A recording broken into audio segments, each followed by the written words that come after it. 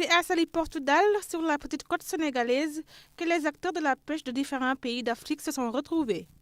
L'objectif de cet atelier régional est de faire la promotion du commerce des produits halieutiques dans le continent.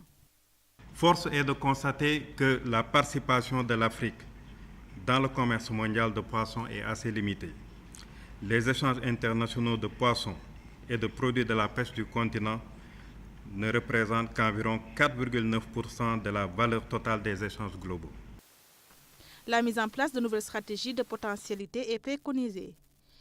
Il s'agit de créer des dynamismes de coopération entre les pays pour permettre l'accès et la commercialisation du poisson dans les marchés internationaux et africains.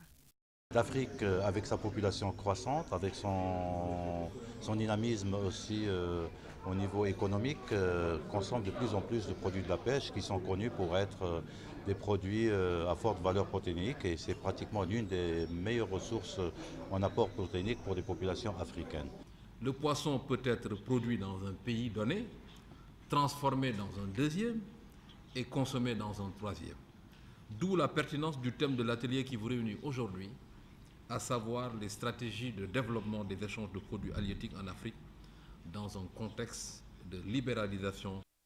Durant 2 jours, les participants vont apporter des réponses sur les exigences pour l'accès des produits de la pêche et en même temps prendre des mesures adéquates visant la levée des obstacles du commerce des produits halieutiques. Selon la FAO, les exportations en 2013 ont atteint un nouveau record de plus de 136 milliards de dollars.